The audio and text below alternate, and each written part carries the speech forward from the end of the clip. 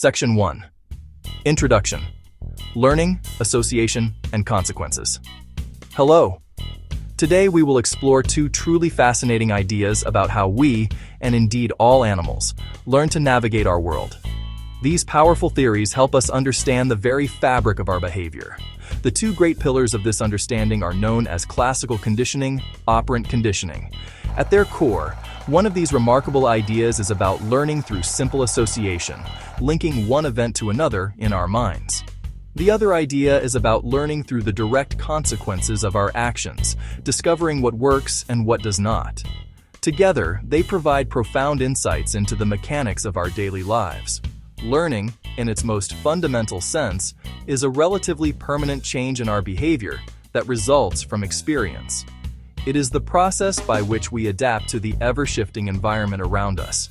Esteemed psychologists have dedicated their lives to studying this intricate process of change, seeking to unravel its mysteries. Two of the most influential scientists in this field gave us deceptively simple, yet incredibly powerful frameworks for understanding how learning occurs. The first was a Russian physiologist named Ivan Pavlov, who, while studying digestion in dogs, stumbled upon the principles of classical conditioning. The second was an American psychologist, B.F. Skinner, whose meticulous work gave us the theory of operant conditioning. Both of these theories, though distinct in their mechanics, demonstrate how our actions, our feelings, and even our involuntary physiological responses can be molded and modified over time by the world we inhabit. Section 2.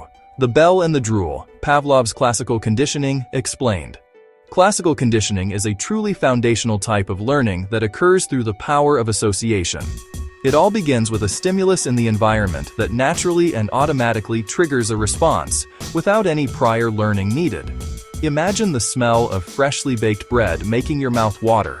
You did not have to learn this. It is an automatic, reflexive reaction. The theory of classical conditioning explains how a completely unrelated neutral thing can, over time, come to trigger that very same response. This happens when that neutral thing is repeatedly presented alongside the stimulus that causes the natural reaction. Eventually, our brain forges a link, and the neutral thing alone gains the power to elicit the response. The story of how this was discovered is one of science's most famous. Ivan Pavlov was not initially studying learning at all. His work was focused on the digestive systems of dogs. He observed that the dogs would naturally begin to salivate whenever they were presented with food. This was an expected biological reflex. However, he soon noticed something peculiar. The dogs began to salivate even before the food was in their mouths. They would start drooling at the mere sight of the lab assistant who fed them. They would start drooling at the sound of his approaching footsteps. This accidental observation sparked Pavlov's curiosity and shifted the course of his research, leading to a Nobel Prize. To study this phenomenon more systematically, Pavlov designed a brilliant experiment. The food, which naturally caused the dogs to salivate, was what he called an unconditioned stimulus. The salivation, the natural, unlearned reaction to the food, he called the unconditioned response. He then introduced a neutral stimulus, in the most famous version, the sound of a bell. Diagram: bell causing no response. Food causing salivation, bell and food being paired, and finally the bell alone causing salivation. On its own, the bell meant nothing to the dogs and did not cause salivation. Pavlov began to ring the bell just moments before presenting the food. He repeated this pairing over and over again. Cut to bell visual. Cut to food visual. Quick montage of bell, then food pairings. After many such pairings, a remarkable transformation occurred. Pavlov found he could ring the bell and the dogs would begin to salivate, even when no food was presented. The previously neutral bell had acquired the power to trigger salivation all by itself. The bell had become a conditioned stimulus. The dog's salivation to the bell was now a conditioned response. The dog had learned to associate the sound of the bell with the impending arrival of food, and its body reacted in anticipation. Section 3. Key terms in the classical world. To fully grasp the elegance of Pavlov's discovery, It is essential to become familiar with the specific vocabulary he developed. These terms provide a precise language for describing the components of the classical conditioning process, allowing us to analyze and understand how associations are formed in a variety of situations. Each term has a very specific role in the chain of events that leads to a new, learned behavior. By breaking down the process into these 4 key parts, we can see the mechanics of learning with much greater clarity, observing a dog in a lab, a human in the real world. The first and most fundamental element is the unconditioned stimulus, US. This is any stimulus that naturally and automatically triggers a response without any need for prior learning or conditioning. It taps into an organism's innate biological reflexes. In Pavlov's classic experiment, the unconditioned stimulus was the food. Food naturally causes a hungry dog to salivate. This is a hardwired physiological reaction, not something the dog had to be taught. Other examples in human life could include a sudden loud noise causing you to jump, a puff of air directed at your eye causing you to blink. The response is automatic and universal within a species. Paired with the unconditioned stimulus is the unconditioned response, UR. This is the natural, unlearned, and reflexive reaction that is automatically elicited by the unconditioned stimulus. It is the effect that corresponds to the natural cause. For Pavlov's dogs, the unconditioned response was the active salivation that occurred when they were presented with food. The connection between the US and the UR is biological and does not require any learning. If a loud noise US makes you flinch UR, that flinch is an unconditioned response. It is the body's built-in reaction to a specific trigger in the environment. Next, we introduce the conditioned stimulus, CS. This is a stimulus that is initially neutral. On its own, it does not elicit any particular response of interest. However, it acquires the power to trigger a response after it becomes associated with the unconditioned stimulus. In Pavlov's experiment, the conditioned stimulus was the sound of the bell. Before the experiment began, the bell was just a sound. But after being repeatedly paired with the food US, it became a signal. In our own lives, the jingle of an ice cream truck is a conditioned stimulus. It was once just a neutral tune.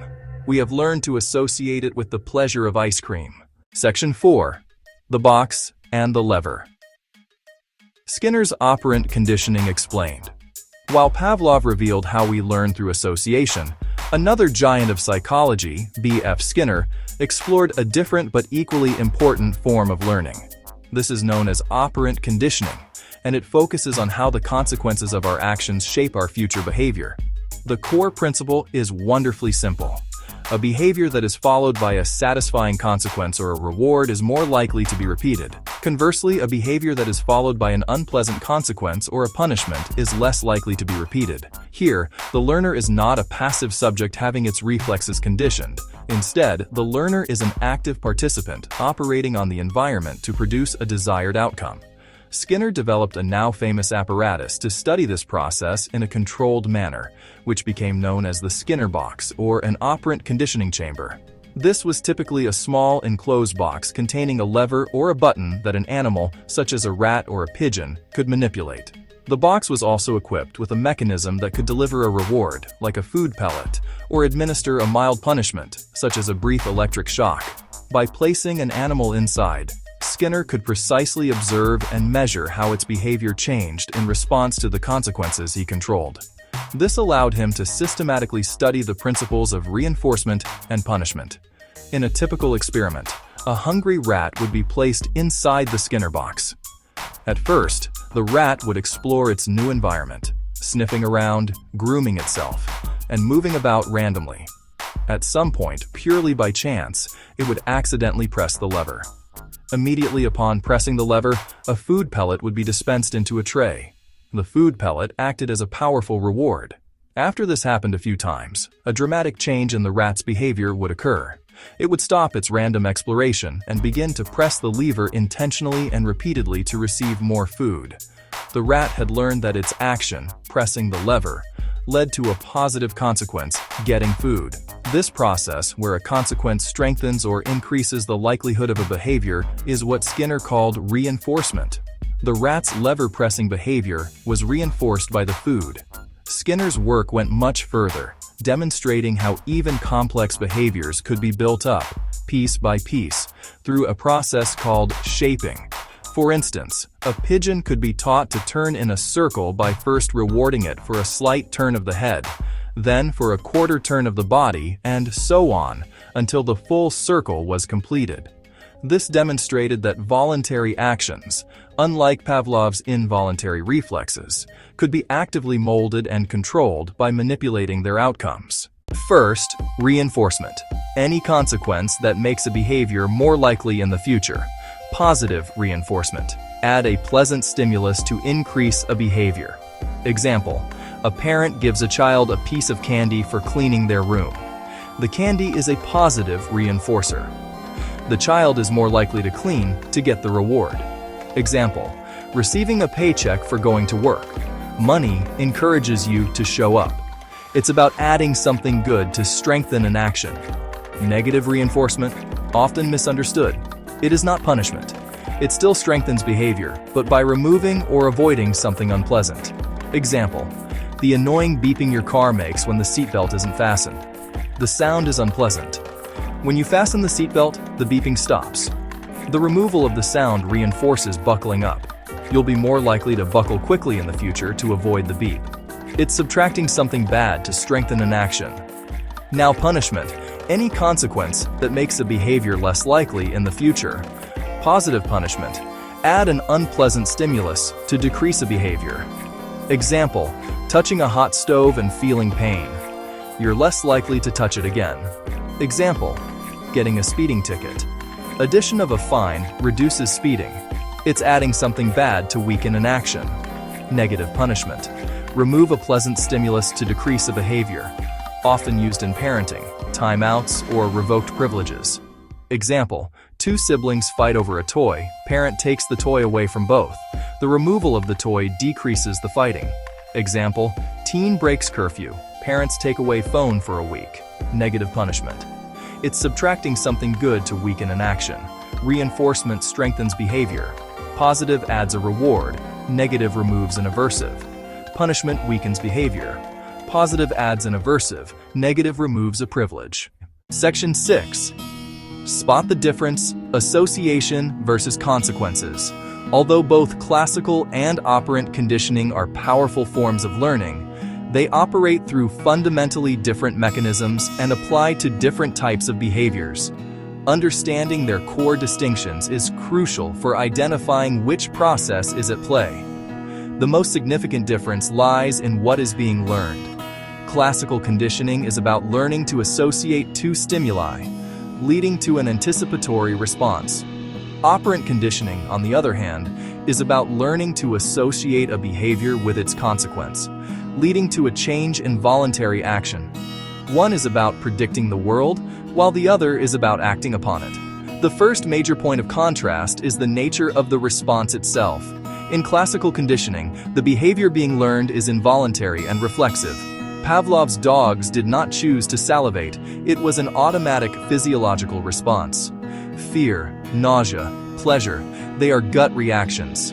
In stark contrast, the behavior in operant conditioning is voluntary and chosen by the learner. The rat in the Skinner box actively chooses to press the lever. A student chooses to study for an exam. An employee chooses to complete a project on time. These are deliberate actions, not automatic reflexes. Another key difference is the role of the learner. In the classical conditioning paradigm, the learner is largely passive. The association happens to them. The dog does not need to do anything for the bell and food to become linked in its brain. The repeated pairing is sufficient. The learning occurs without the learner's active participation or intent. In operant conditioning, the learner is an active agent. Their behavior is instrumental. It operates on the environment to produce a result. The learning absolutely depends on the learner's actions. If the rat never presses the lever, it will never get the food, and no learning will occur. Finally, the underlying mechanism that drives the learning is entirely different. Classical conditioning works by pairing a neutral stimulus with an unconditioned stimulus until the neutral stimulus becomes a signal for the unconditioned one. The sequence of events is stimulus-stimulus, SS, learning, followed by a response. Operant conditioning, however, works by applying reinforcement or punishment after a behavior has been performed. The sequence of events is response-consequence, RC, learning. In Pavlov's world, the stimulus, the bell, precedes the response, salivation. In Skinner's world, the response, the lever press, precedes the reinforcing stimulus, food. This simple reversal in sequence defines the boundary between these two powerful learning theories. A simple comparative chart would show classical conditioning as involuntary, association of stimuli, passive learner, and operant conditioning as voluntary, association of behavior and consequence, active learner. Classical conditioning is often at the root of our emotional and physiological reactions, especially fears and aversions. A powerful real-life example is the development of a phobia, such as the fear of dogs. Imagine a small child who is happily playing in a park and has no particular feelings about dogs. A large dog suddenly runs up, barking loudly and aggressively, and knocks the child over. The frightening experience of being knocked over and startled by the loud bark is an unconditioned stimulus, US, that naturally produces a response of fear and crying, UR. The dog, which was previously a neutral stimulus, is now powerfully associated with that terrifying event. Later, the mere sight of any dog, even a friendly small one, may trigger intense fear and anxiety. The dog has become a conditioned stimulus, CS, and the fear is now a conditioned response, CR. The child's brain has learned to associate dog with danger. Operant conditioning, on the other hand, governs a huge portion of our goal-directed, voluntary behaviors. It is the engine behind motivation and discipline in countless areas of life. Consider the academic world. A student who studies diligently for an exam and receives a high grade is experiencing positive reinforcement. The good grade, praise from teachers, praise from parents, is a powerful reward that increases the likelihood that the student will study hard for future exams. The behavior, studying, is strengthened by its positive consequence, a good grade. This simple principle is the foundation of our entire educational system, which uses grades, awards, recognition to motivate learning. We can also see operant conditioning at work in how we follow societal rules. Most people, for instance, make an effort to drive within the speed limit. This behavior is often maintained by a form of operant conditioning called avoidance learning, which is related to negative reinforcement. The threat of receiving a costly speeding ticket is an aversive stimulus. By driving at a safe speed, we successfully avoid this unpleasant consequence. The behavior of obeying the speed limit is reinforced not by adding something good, but by successfully avoiding something bad. Likewise, a parent who gives a child a sticker for good behavior, positive reinforcement, or takes away a video game for misbehaving, negative punishment, is using operant principles to shape their child's actions. Section 8. Practical applications. Shaping our world. The principles uncovered by Pavlov and Skinner have had a monumental impact far beyond the laboratory, providing the foundation for practical applications that shaped modern society. These techniques are used by professionals in many fields, help people and animals learn new skills, overcome challenges, lead healthier, more productive lives. In education, teachers use operant conditioning to manage classrooms and encourage learning. A teacher might use a token economy system. Students earn points or stickers for good behavior, participation, completing assignments. These tokens can later be exchanged for a desirable reward, extra free time, a small prize. Conversely, a disruptive student might be given a timeout, negative punishment, removing them from the rewarding environment to decrease the unwanted behavior. These strategies create an orderly, productive learning environment. In parenting, these principles teach right from wrong and instill good habits. When a parent praises a child for sharing a toy, they are using positive reinforcement to encourage prosocial behavior. Establishing clear consequences for breaking rules, losing screen time for not doing chores, is an application of negative punishment. Use consequences consistently and lovingly to guide voluntary actions. Effective parenting relies on understanding how rewards and punishments shape choices and development. Perhaps one of the most visible applications is in animal training. Professional trainers use operant conditioning, positive reinforcement, to teach sit, train service dogs for complex tasks, and work with marine mammals in shows. The use of a clicker, a small device that makes a distinct sound, is a brilliant combination of both theories. The clicker sound is first paired with a treat, classical conditioning. The animal learns the click means a reward is coming. Then, the trainer uses the click to instantly mark the exact moment of the desired behavior, followed immediately by the treat. This provides immediate, precise reinforcement. Finally, in clinical psychology and therapy, conditioning principles are the bedrock of many effective treatments. For instance, systematic desensitization is based on classical conditioning. A person with a fear of flying might be taught relaxation techniques, thinking about a plane, looking at pictures, visiting an airport, taking a short flight. By pairing the feared stimulus with a relaxed response, the therapy counter-conditions the fear. Similarly, behavioral modification programs use operant principles to help people change habits like smoking, overeating, by reinforcing healthier alternative behaviors. Section 9. Conclusion: the two sides of learning. In our journey today, we have explored the two foundational pillars of behavioral learning: classical conditioning, operant conditioning. Pavlov and Skinner brought these ideas to light, and they show how our behavior is shaped by the world around us. Classical conditioning works quietly beneath the surface, forging powerful links between events, shaping involuntary emotional and physiological responses. A certain song can make us feel nostalgic. A specific smell can make us hungry. A particular place can make us feel anxious. Operant conditioning governs our voluntary actions. It's a continuous feedback loop between what we do and what happens next. Rewards, punishments, behaviors are strengthened or weakened, guiding us toward actions that bring pleasure or help us avoid pain. It drives us to work hard for a promotion, to practice a musical instrument until we get it right, and to follow the rules of our society. We learn skills. We develop habits. We actively navigate the complex web of choices we face every single day. Both forms of learning are essential to our ability to adapt and thrive. They often work together in real life. The sound of an alarm clock, a conditioned stimulus, might cause a feeling of dread, a conditioned response, but hitting the snooze button to silence it is a behavior reinforced through operant conditioning.